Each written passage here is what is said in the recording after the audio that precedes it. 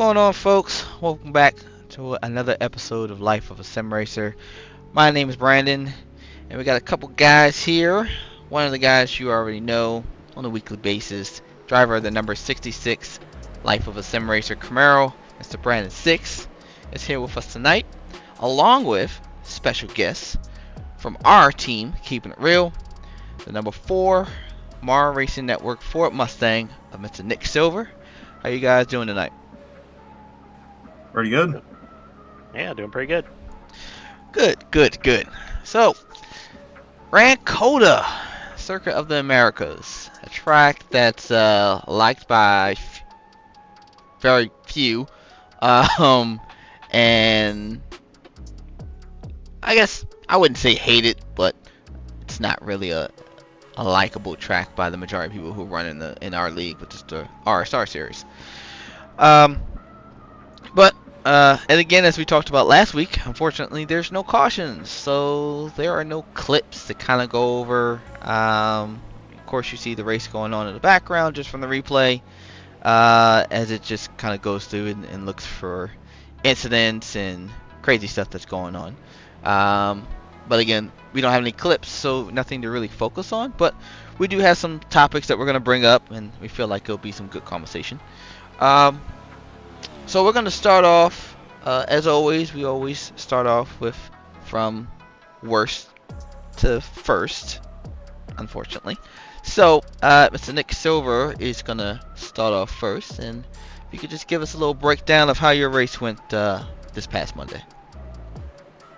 Well, I mean, the finishing result was pretty much what I had hoped for. I went into Monday hoping to finish at least in the top 10.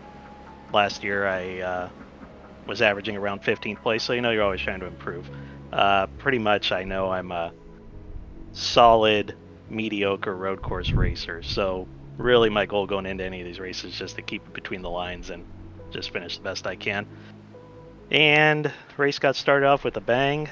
I'm sure you saw it on the clip rolling in the background, but we had a big incident in turn 1. I barely missed my teammate Michael and had to make an evasive move to the right and kind of popped Tim Johnston. He got me right in the right rear. Wasn't really sure if I had any suspension damage. It just felt weird after that. I was probably just, trying to corral the car with all the chaos going on, but kind of blew the end of the backstretch on the second lap, and then finally on the third lap trying to hold off Agnell and miss Sam at the same time. I overcooked it at the end of the backstretch and kind of spun it around. Fell back to 18th, and then from there it was just working my way back up and somehow worked my way up to finish 10th. Yeah, so, I mean, I know, like I said, that this isn't the most likable racetrack. Where do you feel like, I know you said you're mediocre. I don't honestly think you're mediocre. I honestly think that you're probably a top 15 car. Solid middle of the road, let's say that. I think if you clean up the incidents a little bit, I definitely think you're a solid top 10. But you kind of bring up an interesting point. With you feeling that you're not the best on the road courses, where do you feel like maybe there are places or things that you could do to kind of improve that? We got quite a bit more road courses coming up. We got Road America, Charlotte Roval. I'm pretty sure I'm missing a couple more I can't think of right now. But now that you've had your first race on the road course with the new next gen car, how do you improve on your position for the next one? Well, I mean, I'm sure a lot of people feel the same way when we come to these road courses and these stock cars. I mean, I really don't know what the difference is between me and somebody like a Matt Danson. To me, the car just feels like it's on ice the whole time, and I'm sure it feels that way for them as well, obviously, but it just seems like the fast guys have another level of grip somehow, and I'm sure they figured something out to help them in that department. So, like I said, I just, you kind of have to accept that you're not going to win on the road courses, and you just got to kind of, in my case, just kind of kind of gotta, accept that you're gonna finish 15th, 10th, somewhere around there, and just try to get to that and then improve upon that. And so, like I said, what I try to do is just try to keep it clean, let everybody else kind of ruin their own race, and just pass them, as the race goes on. I could definitely respect that. I like your philosophy on that. Deep down inside, road courses aren't your thing. So, the goal would be to, hey, there's going to be other people making mistakes. Let's capitalize on that. Are you going to, deep down inside, you might feel, and of course, I'm not saying that you absolutely feel this way, but just for example, maybe you feel like, hey, I don't have a chance in hell of winning this race. But, there's going to be some drama, there's going to be some cars spinning out, there's going to be slowdowns, some people, trying to outbrake people or just going over the limit and spinning or whatever, whatever you have. And then, you can capitalize on that. So, I like that. Yeah, and that, it kind of brings up the point that we're going to talk about in a bit as far as cautions and everything.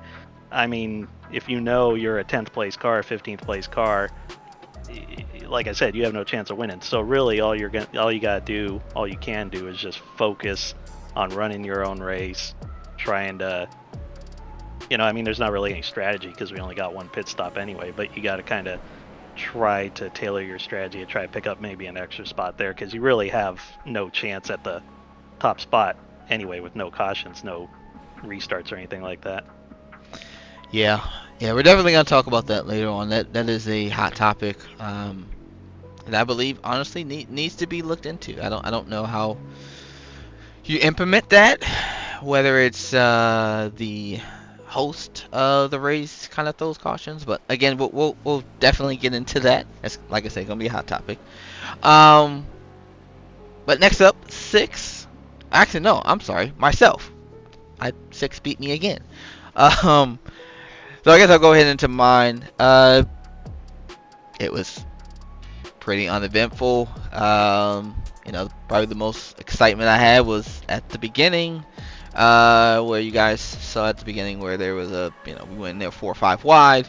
A couple guys went in there and just trying to make up spots, and I'm not judging them for that or anything like that, but it just kind of puts everybody on edge, and then there's people hitting each other, and then like Nick said, our teammate MJ got spun, and he gets collected unnecessarily. So I basically avoided that and just tried to just manage my race. But honestly, I sucked. Honestly, in my opinion, I just did not have the long run pace. I had the short run pace, but I just struggled to keep the tires on it, and was just felt overall just tight. So I think I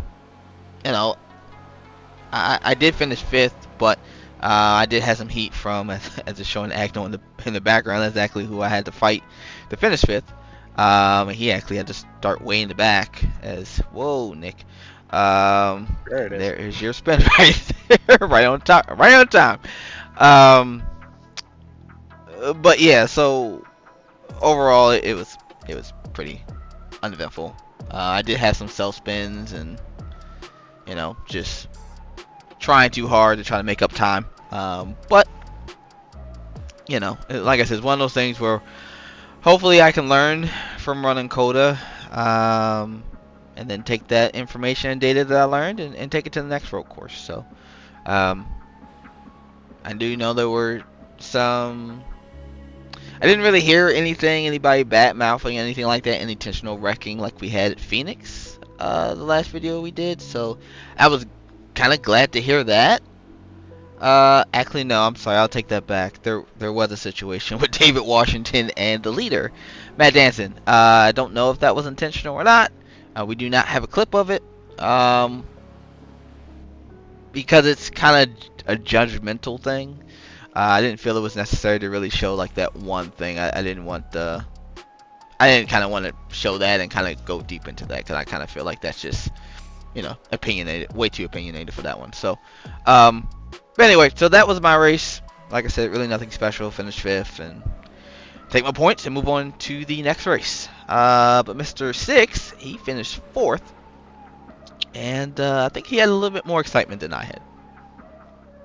No, I did not. It was tried. pretty boring. Once I get past the, I think, first 3 or 4 laps of this race, which I kind of have to give a little apology to Kyle Kamer, because I think on lap 2 or something like that, after I almost wrecked it on lap 1, got kind of behind him, and didn't really expect him to brake as early as he was, and I ended up blocking up the fronts, and then kind of just ran him over down the backstretch, and then kind of got in a little 3-way battle with Jaron as well going into turn 1, and kind of just ran Kyle Kamer off the track, and then let Jaron get by both of us. So, but unfortunately, with the way these races are with no cautions, you kind of have to be super aggressive and just take the position as fast as possible. I mean, if you get stuck behind people, you just lose so much time to the leader. But yeah, after the beginning, pretty boring. I think I had one more pass after that, and I think that was the little run there before our pit stop. I finally caught up to you, Billy, and was able to pass you before pit stops. But then after our pit stop, I was kind of by myself and honestly kind of got complacent, and just kind of lost focus, honestly, after a while, and wasn't really hitting the best laps, and mostly one because I was bored, and 2, there was no one to race. Because the leaders were, I think, 20 some seconds ahead of me, and I think you were like 10 or so seconds behind me, so it's kind of in a little lull there. But finished 4th, and I mean, I'll take it. As my goals for road courses, it's always top 10s. I don't usually expect to win them. As much as I like road course racing, it's just I wish there were cautions, honestly, to try and spice up the racing, different strategies, and then get guys like Matt Danson and Liam, Cody, who are fast, but I'd like to see them actually have to work for their wins if they do get, say, stuck in the middle of the pack during a restart or something. But obviously, we'll dive into that a little bit further on. Well, I mean, I guess we can go into it right now. I mean, both of you guys have basically stated it. We do road courses several times a year, or several times a season, I should say. I think there's about 5 or 6 of them. I think there's 7 in the real NASCAR. I'm not sure exactly how many we have. I think we have 5. Could be wrong, but I know we have quite a bit. So, yes, unfortunately, a lot of the road course racing is, unless you're battling for the lead or really close battling with other people, kind of like what's going on, what you see now in the background. I mean, that's probably, that probably is fun, but for the top 5 or 6 of us, I mean, some of us were 5 or more seconds apart from each other. So, yeah, you're kind of just running solo. So if a caution comes out, you kind of bunch the field back up together, and maybe there is some strategy at play. Maybe you take 2 tires. Maybe you take 4 tires, but you take low fuel. Maybe you take no tires at all. Maybe you just take fuel. It's so you have options. But I guess, like I said, we're going to get right into it. So this is one of the main topics that we wanted to kind of bring up.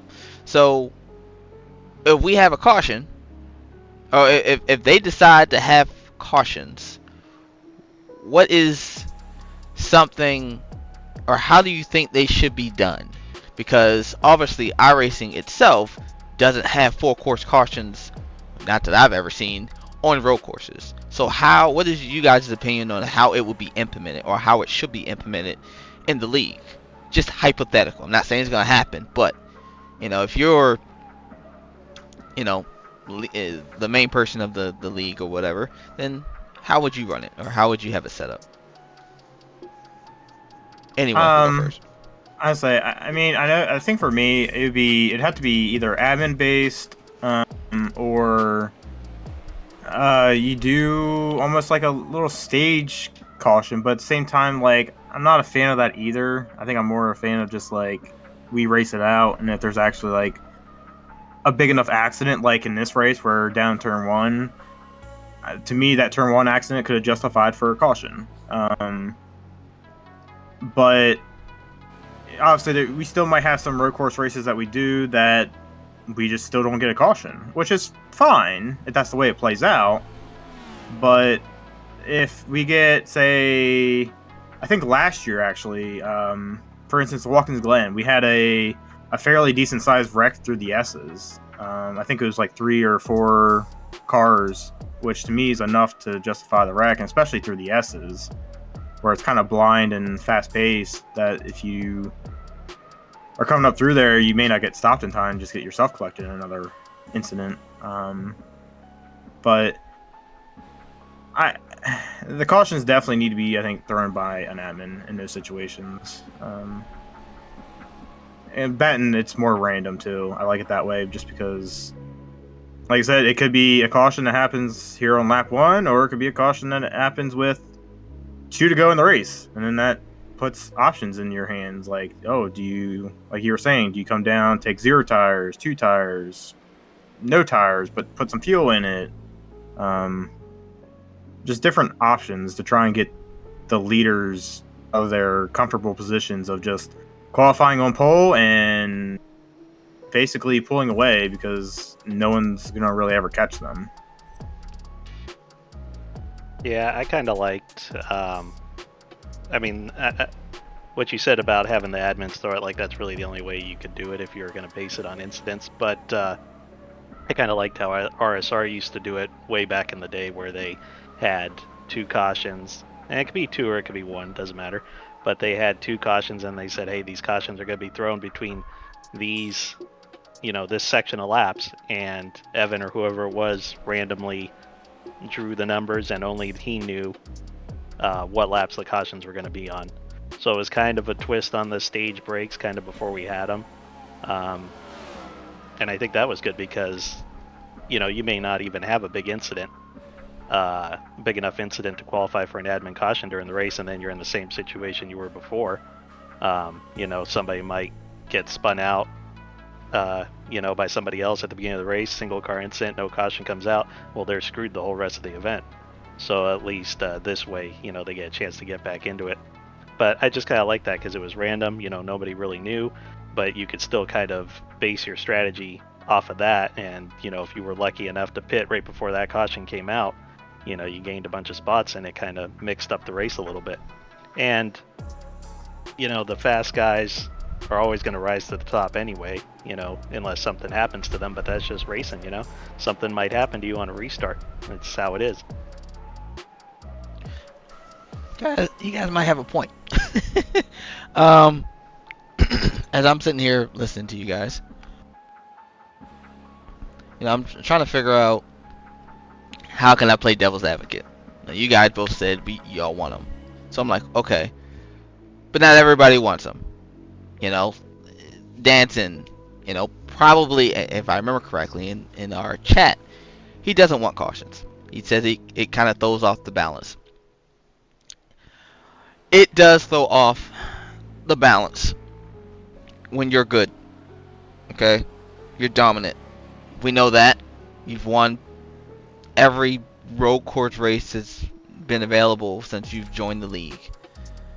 And if we take that and if we change that up, is he still dominant anymore? Probably not. Does, in this race, Liam made a mistake and speeding on pit road. That basically ended that challenge that Danson had. Does that change the way how people are thinking now? Does that change pit strategy? Yes. Does that give more options? Yes. I don't really think there is a negative thing about having cautions, because if I'm watching it as a fan, it's pretty boring. We're watching 2 cars, if any, battle it out. Okay, that's fine. but that's it. You know, so it's not really exciting when you don't have the cautions. Like I said, again, as a fan, it's not exciting. As a driver, it's even worse because, like I Well, said, when you have those large gaps of 5 and 6 seconds apart, the likelihood of you catching them, I mean, maybe, but the average guys in here, like myself and some of the other guys, we're not gonna walk you down. We're just okay. Well, we got my spot, so I'll just hold on to it and ride around. But I'm sorry, what were we gonna say, Nick? oh, I'm just saying. I mean, yeah, it's not fun for anybody. The only person that this race is fun for, or the only people this race is fun for, is Danson dominating this thing. And I mean, it may not even be that fun for him, but I'm sure he enjoys winning, and maybe Cody Harris or whoever's chasing him and has a chance at it. But everybody else, I'm sitting here. When the hell is this race going to end? It's a freaking marathon. You're starting to zone out. There's not really a lot exciting about it other than keeping it between the lines. And even Evan posts, as a joke, the video on the Discord, the race starting and the race ending. That's pretty much what it was. That's all that matters. Yeah. And then I got my parents, who they love watching these races. They watch them religiously every week. Mm-hmm. And, every road course race, there's no cautions, right? And nope, there isn't. They text me, there's no cautions, right? And they just have it on in the background because it's so damn boring to them. Yeah. There's nothing exciting going on. It's just background noise, honestly, at these road courses. So the real question is then, why do we even do them? If the fans don't like them, if most of the drivers are bored to hell, why do we even do it other than to give a couple guys a chance at a win? Yeah, I mean, you made a comment about Liam in this race where he got caught speeding. Like, if we had a caution at some point that got him at least a chance to come back and fight Danson for that win. Where here in this race, he got the speeding penalty. Yes, it's a mistake by him, but like, unfortunately, the way it works in here, it's basically done through your win away or a chance of a win away. Yeah. I mean, he still would have had a decent finish if he stayed in it, but I understand his frustrating too because it's like he's just going for the win. So he just like basically screw it. I'm just gonna leave. There's no other point to be running around. So that's kind of how most of us feel. Like, I mean, I've told you before, if it wasn't for running for points, I just wouldn't run these races at all because they're boring. There's nothing to them. There's no strategy. It's basically pit halfway, whenever halfway is, and that's it. So we definitely need cautions, I think, to spice it up, to make it interesting, and to play different strategies out. So I think that's... I feel like there's no argument to this. Like, cautions is always a positive in a way. I mean, most tracks we trying to take away cautions, but road courses we definitely need cautions. Yeah. Yeah, I agree. I don't think there's anything much else we can say on that topic. I think we're all in agreement with please, Evan, give us some cautions for the next road one, or at least next season, something just to spice it up and kind of make it exciting. Look, I mean, a green-white checker on a road course would be pretty fucking amazing to watch. That's pretty good if we can have something like that. But again, put that in the wish box. But other than that, I mean, that's pretty much it. Like always, I thank you guys for hanging out with me and talking a little iRacing and with RSR and talk about how our races win and stuff like that. Anybody you guys want to thank, or I know this is probably not something we normally do. I probably should start doing that, but Nick, anybody want to thank before we go, sir? Well, I just gotta give a shout out to Race Labs for the sponsorship this year, and Mara Racing Network, who we had on the car here at COTA. Like I said, was just happy to get him a top 10 run, and then gotta give a thanks and a shout out to all my guys at Keepin It Real, all you guys. Fun little team that we have here, good group of guys working well together. Looks like we're 1 and 2 in the team standings, so hopefully one of our teams gets it at the end of this. Yes, sir. Hope very, very, very, very hopeful that we can snag another one day. I'll showcase the little trophy, or not little. That's a pretty big trophy that we got. I need to kind of post that on here so you guys can see that. It's pretty cool. 6. Anybody you want to thank before we go, sir? Circle B Diecast, Smart Racing Network, and obviously the channel, Life of a Sim Racer, be my primary sponsor for probably the rest of the season, or most of the season. And Elwood Designs for the paints, obviously, and obviously the team. So before we go, I kind of forgot about this, but we actually had some breaking news, and I'll break that here live for you guys. So Life of a Sim Racer is going to be sponsoring 2 of the races in the future for the RSR series. So we are going to sponsor the Charlotte race. It's one of the longest races we do. I thought that would be a good race to do. And then we're also going to sponsor Atlanta. So 2 races that we're going to sponsor. You know, maybe some more races we'll sponsor later on down the line, but for right now we're going to do 2. So look out for that. I'm pretty sure we'll have that announcement out on our social media pages as well. But other than that, I want to thank you guys for hanging out with us and listening to us. I got to thank Digital-Motorsports, Elwood Designs, Battle Beaver, KIR Esports, the team that is sitting 1 and 2 in the team championships, as Nick stated. And also got to thank Boosted. For all of our, for everything our sponsors do for us. Appreciate that and everything else. So with that, thank you guys again. You guys be safe, take it easy, and see you guys in the next one. Peace.